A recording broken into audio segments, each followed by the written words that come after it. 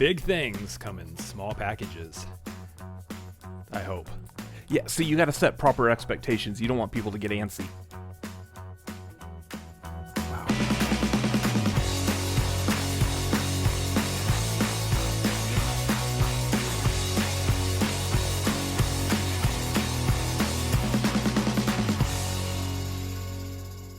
Welcome to the Cinefanatics. My name's Robert Adams. I'm Chris Adams. And we just got back from seeing Ant-Man and the Wasp Quantumania. Quantum. Everything's quantum now. So, real quick, this is going to be our thoughts, our feelings, our opinions. We want to know yours. Drop your opinions, your thoughts, your comments down below in the comments. That's the best section for them. Comment in the comments. Yeah, exactly. Going into this movie, first of all, let's say this is going to be spoiler-free. So if you don't want to know any spoilers, you can continue watching this video because we're not going to say any. You didn't see any spoilers anywhere. We know this is the third Ant-Man movie. We're going down pretty much spending the entire movie in the quantum realm, which we haven't done yet. One of the things I think right off the bat that kind of threw me off on that is the fact that there's other living beings down there. Essentially, some beings look like humans. So, not really an explanation as to why that happened, but whatever. You have to get your mind around the science of things that we know that exist in the upper world. Still also kind of exist in there. There's liquids to drink. There's food to eat. There's beings that breathe air. All that. I feel like what this movie reminded me. I know I've seen like a lot of other people saying that kind of reminds them of like Star Wars or Flash Gordon with like the sci-fi weirdness of this. For me, I'll keep it within the MCU. This reminded me a lot of like when the Guardians of the Galaxy went to nowhere in the first Guardians of the Galaxy movie. The interaction with all the people there, while there wasn't a lot of it, it takes basically that small section and just makes it even larger and spends a whole movie with that. Mix that with some of like the trippiness of Doctor Strange. Doctor Strange, yeah. And you have basically the tone of this. Yeah, there is a section in this movie that is like Doctor Strange's trip meets like Spider-Man with Mysterio and Far From Home. The whole illusion stuff. There's another scene that's very much like that, and it was kind of cool. It was a lot of fun. What we're saying is that there's large pieces of this movie. You could tell from the trailer. The movie is very great at having these abstract set pieces. Yeah. The effects, though, for that, some of it looked like it was filmed like in the volume. The volume. Yeah. Where and I'm actually willing to bet it probably was. But so for those who don't know, it's the visual effects that most of the Mandalorian and I believe Lion King even utilized. That the live action remake of Lion King utilized some of that technology. It's basically like just a giant room soundstage with a green screen, like 360 around. Simplified, yeah, effectively. Yeah. So it looks kind of cool. It's definitely very like if you like colorful saturation in pictures and videos and stuff, you definitely got it there with this. This is the Jack Kirby stuff, right? Kind of. It was very close to like a Jack Kirby, Steve Ditko type of look and feel to it. Yeah, overall, the movie I thought was a good time. I thought it was a fun ride. I enjoyed a lot of it. We've got, we got our regular players, Ant-Man, Wasp, Janet, and Hank, all doing their part. But we got Catherine Newton as Cassie Lang this time.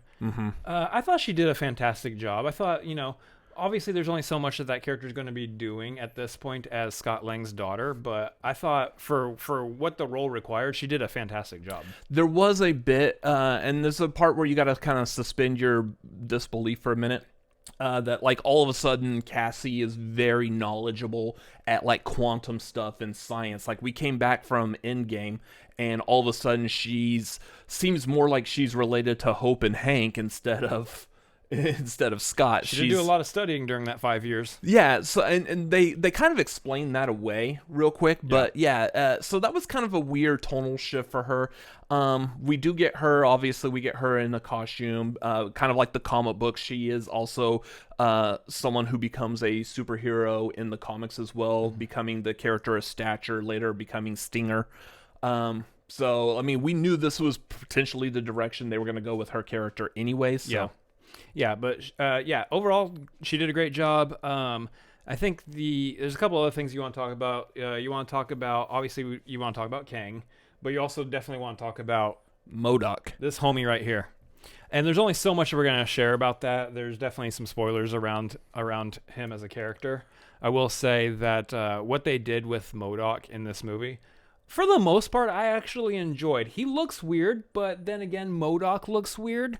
So there's only so much you can do in a live action with that's off of a comic book page. I will say MODOK is probably the threshold. MODOK is the line in the sand with how far you could adapt something from the comics into the live action. We can't go past this. He works for some people and doesn't work for others. Yeah, MODOK is the end-all be-all of like that comic book weirdness. If you go past this, you're going to lose your audience. And I feel like there might be some people that they might have been lost on MODOK already just because of how he looks and acts and stuff. Just a little weird. For the most part, I like what they did with him. I do too. I would like to see more of him. I think that'd be great, but we'll see. Yeah. Overall, I enjoyed. There was moments where he was like comic relief, and then there's moments where he wasn't, and I think that I feel like they found a good balance with that. It depends. It depends on like from scene to scene. There are some times where he comes in with a line at a time where you don't need a comedic line or anything thrown in here, and that was a little jarring and off-putting. I don't know. I feel like this wasn't like Thor: Love and Thunder levels of why is there so much comedy in this? Yeah, there really isn't much comedy. Most of the comedy in this movie really is only coming from Paul Rudd. I truly feel like this is like back to if we know that there was a time in the MCU where there's a healthy level of comedy in the movie, I feel like this goes back to one of those times. For me, it might be different for other people. Yeah. But yeah, I think there was a nice little bit of balance with comedy. It wasn't like a whole laugh fest the entire way. Yeah. This movie really was trying to set up like the massive serious threat of Kang, and I think they did a pretty good job of it, at least by the end of the movie. I know for you, it left you a little bit wanting in places. Obviously, like for me, I'm not coming from a huge comic book background. I know of Kang. I know who Kang is. I know what he's capable of. Mm-hmm. And I believe that what they're doing with him in the MCU is they're just giving you the base level foundation. Obviously, if you've seen Loki, you know there's a base level foundation that came from that. And then, of course, in this movie, we get just built a little bit on top of that foundation. We get just kind of essentially how Kang is in a fight. Yeah, in a one-on-one fight. This Kang really has only a singular purpose, and it's not really the gigantic like Thanos ending the MCU kind of threat level yet. We're getting nods to it. We know that Kang. The movie leaves you when you leave the movie. You at least have the idea that Kang is going to be a massive threat later, but not necessarily fully set throughout the major course of this movie. This really was more of like a character piece of Kang. What's his motivations? Why is he the way he is? And we only even got so much of that too. It really is just like foundational. Get to know who Kang is right off the bat, because we're gonna need to know this fella several movies down the way. Which makes sense because, as far as the comic books, if you know the character of Kang from the comic books, he's very convoluted, a lot of history, a lot of like variants and different versions of him.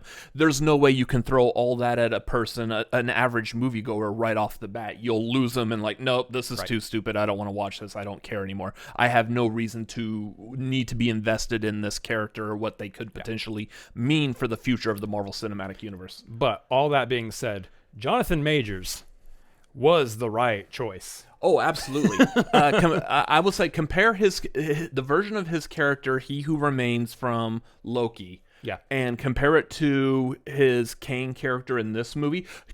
It's the same actor, two completely different personalities. Yeah.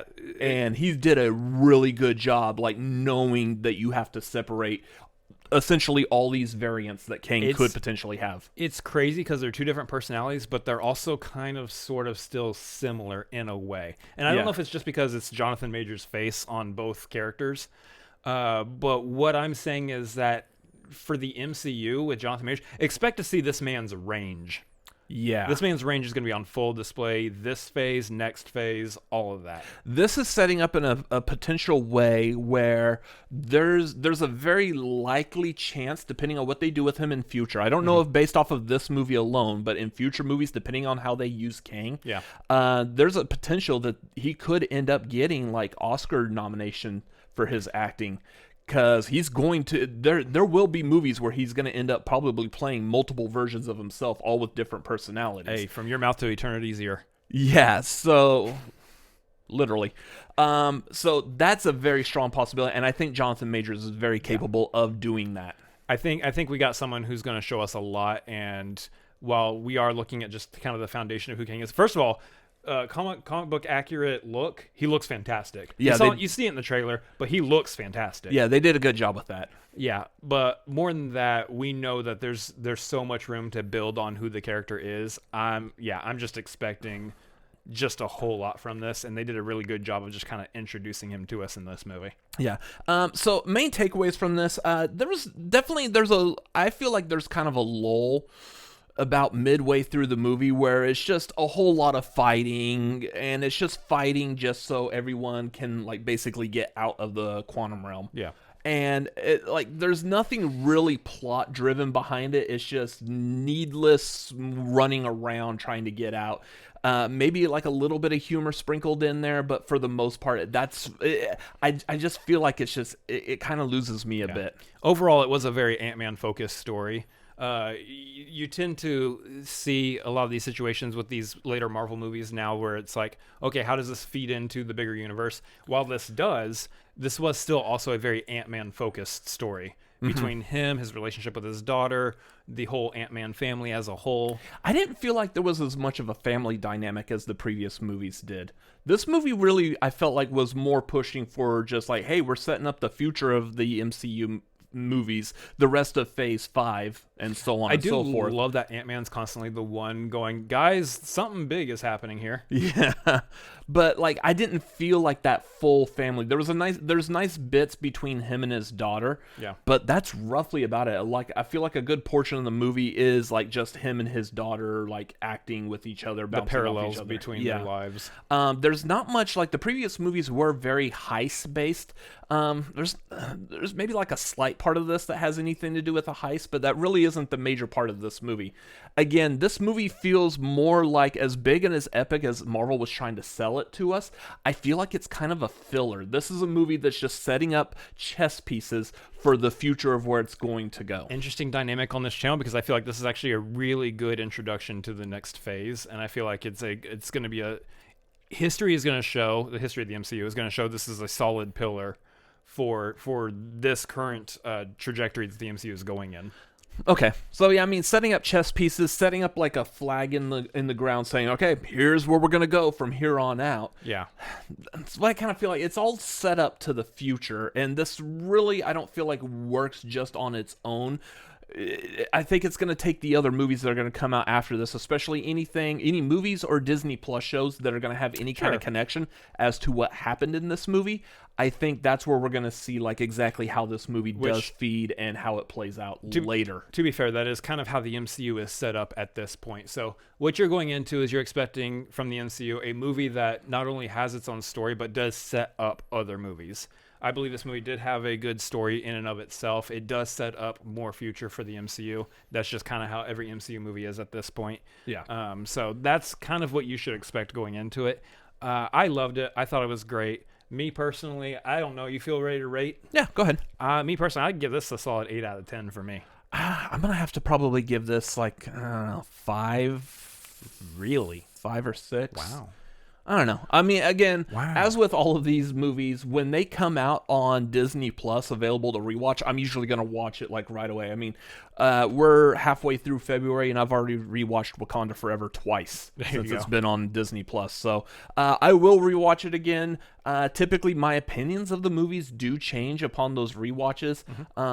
So we'll see how I feel about this in the future. And again, kind of like what I was saying, as these other movies and TV shows come out, that may also change my opinion of how exactly this movie does fit, how grand it is, and where it may go from here. Yeah. So yeah, that's gonna be our overall thoughts on it. What did you think? Let us know down below in the comments. And if you like this, make sure to let us know down below as well, and also hit that like button. Don't forget to subscribe to Cinefanatics. Follow us at Cinefanatics MLP on Twitter and Instagram. You can follow me personally at Robert Adams MLP on Twitter, Instagram, Letterboxd, and YouTube.com/@RobertAdamsMLP. You can follow me at Chris Adams MLP on Instagram, Twitter, Letterboxd, all those places. I've only done this 1,000 times, and Twitch.tv/Chris Adams MLP. Yeah, I know. I feel like we could probably rattle off all these plugs in our sleep at this point. But yeah, that's going to do it for this video. Thank y'all for watching. We hope to see y'all on the next one. And everything else that we do on this channel, please subscribe. Goodbye. Ant pun. I don't know. Ants. Ants.